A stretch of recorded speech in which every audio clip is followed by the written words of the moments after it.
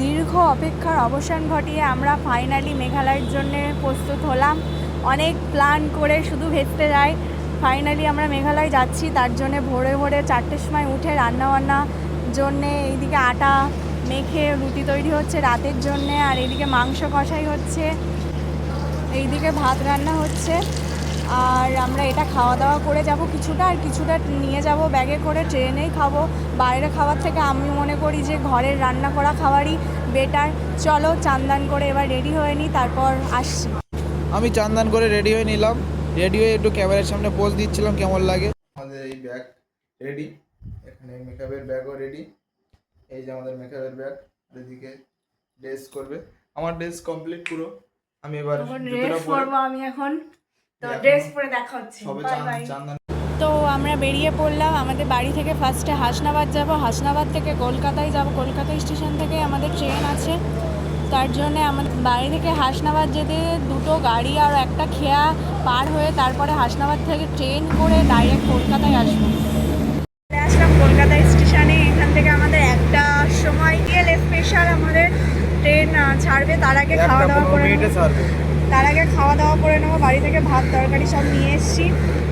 বৃষ্টি শুরু হয়ে গেছে, আমাদের ট্রেন 1:15 আমাদের অপেক্ষা করতে হবে। আমরা কলকাতা থেকে গুয়াহাটি স্টেশনে যাব, তবে কলকাতা থেকে না, শিয়ালদা হাওড়া সব জায়গা থেকে মোটামুটি ট্রেন আছে। তবে আমরা কলকাতা থেকে সিটটা পেয়েছিলাম বলেই কলকাতা থেকেই করেছি। আপনাদের সুবিধা মতো আপনারা দেখবেন যে কোন জায়গা থেকে সুবিধা হয়। এছাড়া বাস পথ আছে, এছাড়া কলকাতা থেকে ফ্লাইট আছে, আর তাছাড়া আপনারা এজেন্সির সাথে যেতে পারেন, এজেন্সির সাথে যোগাযোগ করে। আমরা তো নিজেরাই প্ল্যান করে যাচ্ছি। মোটামুটি আমরা কিছু ট্রেনের লিস্ট ও তার ভাড়া স্ক্রিনে দিয়ে দিলাম। এই আমরা কামাখ্যা স্টেশন পৌঁছলাম, এরপরে স্টেশন গুয়াহাটি। আর একটি স্টাইল মারছে, ড্রেসপাতি পরে রেডি হয়েছে পুরো বেরোনোর জন্য। ট্রেন পুরো খালি হয়ে গেছে। এতক্ষণ গরিব মানুষ ছিলাম, এখন চশমা টশমা করে একটু বড়লোক হয়েছি। অনেক লেট করার পরে আমাদের ট্রেন ফাইনালি গুয়াহাটি স্টেশন পৌঁছলো। আমরা নেমে গেলাম 1 নম্বর প্ল্যাটফর্মে। বাঁ হাতে দেখুন এক্সিট আছে, ওটা দিয়ে কেউ বেরাবেন না। ওখান দিয়ে বেরালে ড্রাইভাররা আপনাদের বেশি টাকা দিয়ে পল্টন বাজারে নিয়ে যাবে। ওর থেকে আপনারা সোজা ওভারব্রিজ দিয়ে উঠে যাবেন।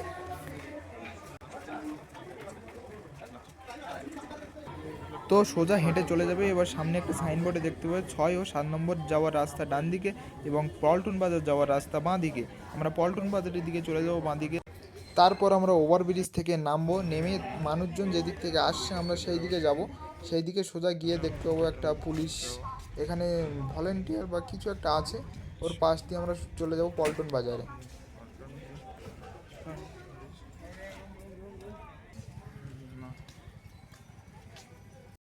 পল্টন বাজারে এসে আমরা একটা 10 সিটার গাড়ি নিয়ে নিয়েছি শিলং পর্যন্ত, যার ভাড়া 300 টাকা করে মাথা পিছু।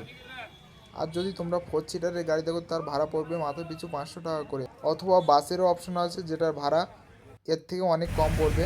তাও আমরা এই 10 সিটারের গাড়িতে গেলাম, খুব তাড়াতাড়ি নিয়ে যাবে। রাস্তা যদি ক্লিয়ার থাকে তো তাড়াতাড়ি পৌঁছে যাবো আমরা। তো আমরা চলে আসলাম শিলং পুলিশ বাজার। এই সাইডে দেখো সেন্টার পয়েন্ট আছে, সেন্টার পয়েন্টের পাশ দিয়ে রাস্তা দিয়ে আমাদের হোটেল নেওয়া। আমাদের হোটেল আগে থেকে অনলাইনে বুক করা ছিল। আপনারা অনলাইনে যদি বুক না করতে চান তাহলে আশপাশে ভিজিট করতে পারেন, হয়তো কম দামে পেয়ে যাবেন। আমরা অনলাইনে 700-800 টাকার মধ্যে পার নাইট পেয়ে গেছি। তো আমরা রুমের দিকে যাচ্ছি। সেন্টার পয়েন্ট থেকে মাত্র 500 মিটার দূরত্ব আছে আমাদের হোটেলটা, তো ঠিকঠাকই আছে। তো শিলং পৌঁছিয়ে আপনাদের প্রথম কাজ হবে এমটিডিসি বাস বুকিং করে নেওয়া। কারণ এমটিডিসি বাস বুকিং না করে নিলে আপনারা পরের দিন টিকিট না পেতেও পারেন। আমরা সানডেতে এসেছিলাম, সেই কারণে বাস বুকিং করতে পারিনি। ওই কারণে ট্যাক্সিতে 2 থেকে 2,500 টাকা পড়ে যাবে শুধু চেরাপুঞ্জি, আর ডাউকিতে তো 3 থেকে 3,500 টাকা। তো বেশি ভাড়া দিয়ে আমাদের যেতে হবে, আমাদের কিছু করার নেই, কারণ আমাদের টিকিট কাটা হয়নি বাসের সানডে বলে। তো আপনারা সানডে থেকে আসবেন না। দেখতে দেখতে আমাদের হোটেলে জিনি লর্ডসে পৌঁছে গেলাম। তো এখন আমরা ফ্রেশ হয়ে একটু খাওয়া দাওয়া করে নেব, কাল সকালে চেরাপুঞ্জির উদ্দেশ্যে রওনা হব।